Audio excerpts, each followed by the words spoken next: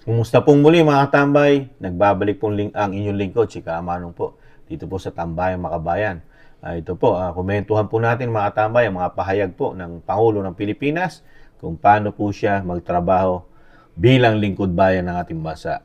Ito po, pinaliwanag din po niya kung ano po nangyari doon sa kanyang project na 5,500 ng tapos na flood control sa ating bansa.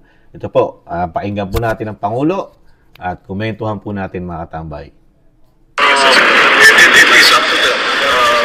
That is very much a prerogative. Sir, about the flood control project, kumusta po yung situation? I don't think we can really talk about that now. What we need to talk about is how to bring help to the people who are in trouble. Sir, you Nakakalungkot lang po mga katambay.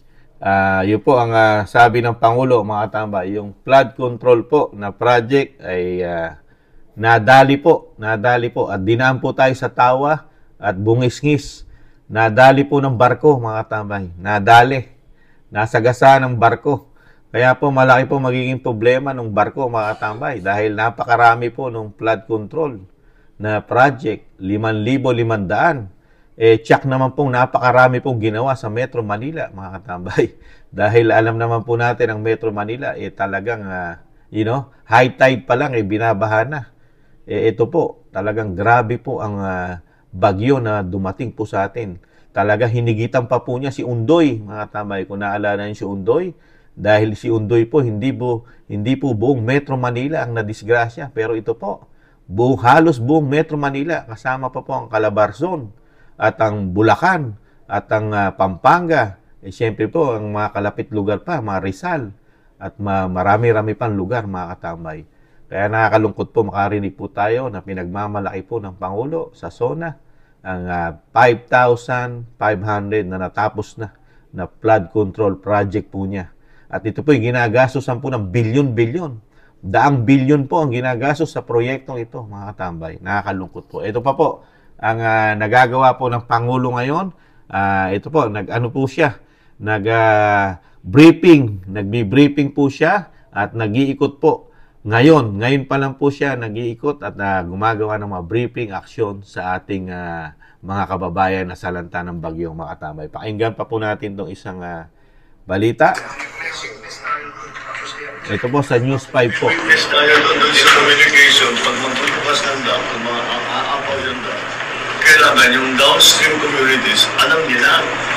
And the LGUs, para yung LGU, kasi hindi naman kami siguro, yung LGU, marami na silang feeling nila. Give them as much, sasabihin, 3 oras, pwede na siguro. 4 oras. Almost noon na yung warning, sir. So when I left the city at around 5, wala pa eh. Maayos pa yung mga roads. Wala pa yung release eh.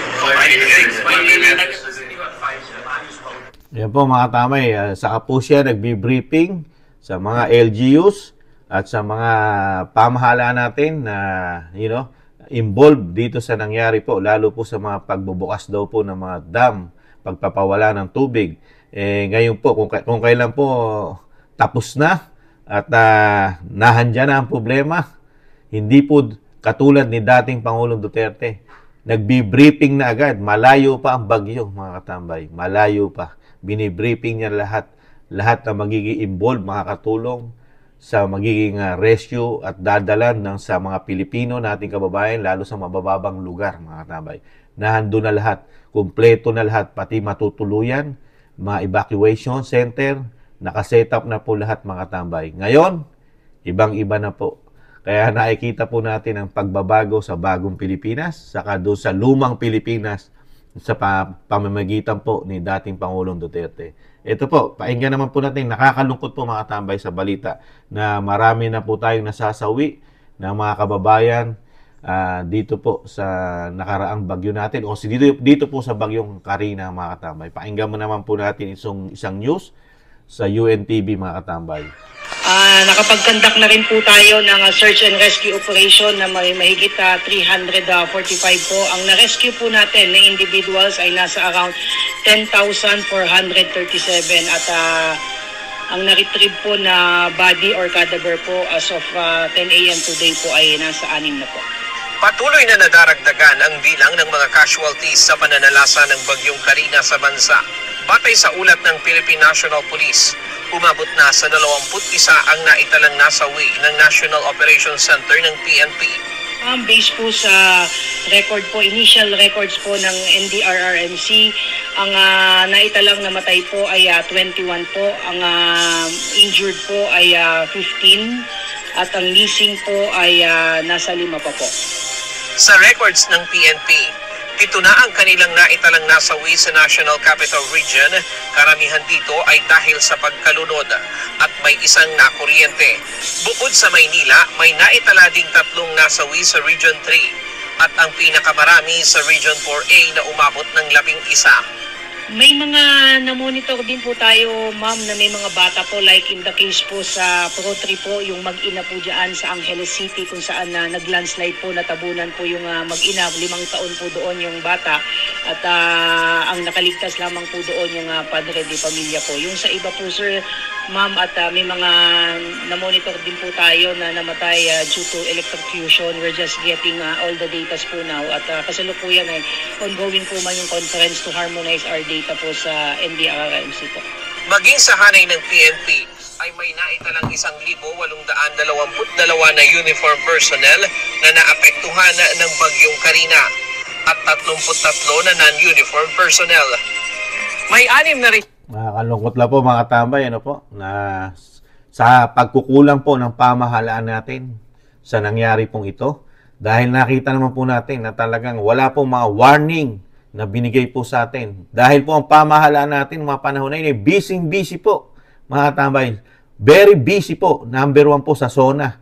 Yung dumating po SONA, halos doon po nakatutok ang pamahalaan natin. Samantalang may paparating na bagyo mga tambay, ni hindi man na napag-ukulan ng pansin. At halos lahat, hindi po nabigyan ng warning. Lahat ng ahensya natin, hindi man lang, nagbigay ng warning. Wala, halos. Nakakalungkot lang. At pinagmamalaki pa nga ng Pangulo sa kanya SONA, yung kanyang project na flood control na 5,000 at 500 tapos. At gagawa pa siya ng marami na ang budget po nito ay bilyon-bilyon mga katambay. Ito po ang nahita ng maagang pamumulitika po ng pamahalaan po ng Bagong Pilipinas. Halos po lahat ng ahensya ng gobyerno natin, pati Senado, Kamara, puro pamumulitika ang inaasikaso mga katambay.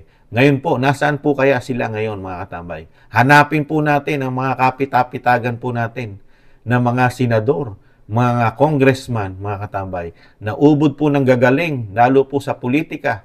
Ito po, kailangan po nila maglingkod sa atin, mga katambay. Mga lingkod bayan po ito. Meron po isang senador, sinisisi pa ang Manila Bay, mga katambay. Isang senador, sinisisi yung mga paghuhukay raw doon. Mga sinasabing kung ano-anong proyekto na ginagawa sa Manila Bay. Isang senador ang naninisi, yung nasa Cavite, mga katambay, na pogi, napaka-pogi pong senador. Napakagaling manise. Ano naman po kaya ang kanyang tinrabaho, mga katambay? Nakakalungkot lang. Sa kabila ng nagkaganito na dahil sa pagkukulang nila, naninisi pa sila. So, umahanap pa sila ng sisi.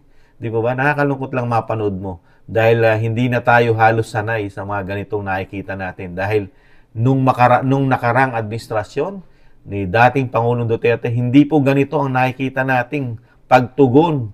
Hindi na tayo sanay sa ganito, mga katambay. Ngayon, bumabalik na naman po tayo sa una pa na nakasanayan pa nila. Dati nakasanayan natin sa panahon po ng mga hindi pa si dating Pangulong Duterte ang Pangulo, mga katambay.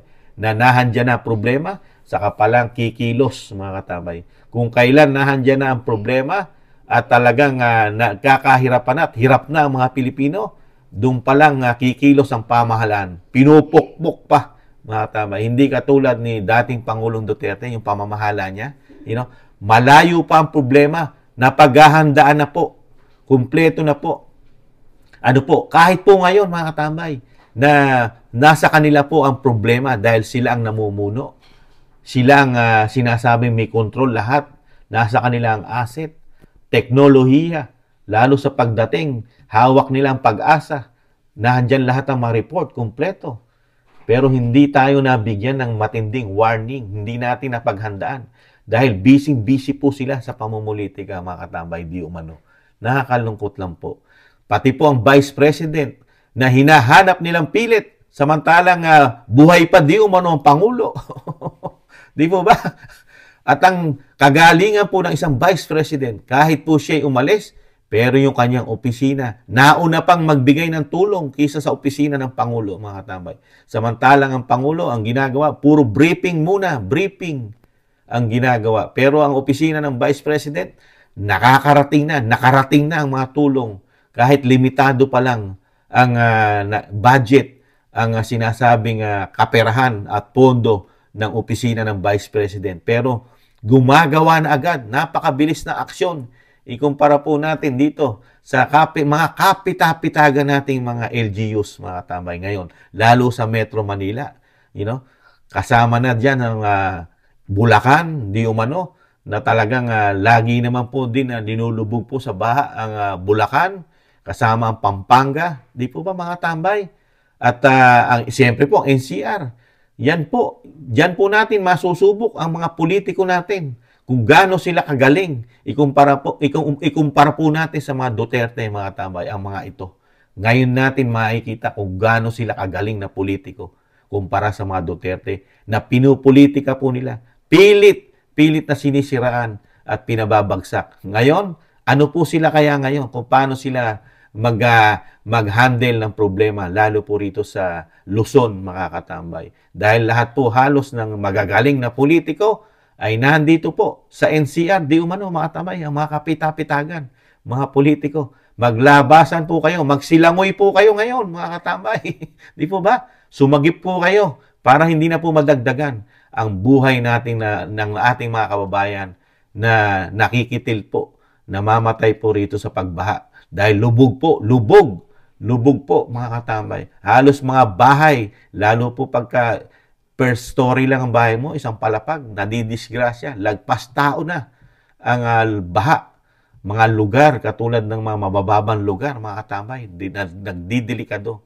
Samantalang puro pangako ang binibigay sa atin. Hindi natin malaman kung totoo ba na halos lahat ng flood control project na bilyon-bilyon ginastos lahat po kaya nasagasaan ng barko, binangga ng barko. Wala man lang footage, wala man lang maipakita sa atin na talagang nasira yung flood control ng barko, mga katambay.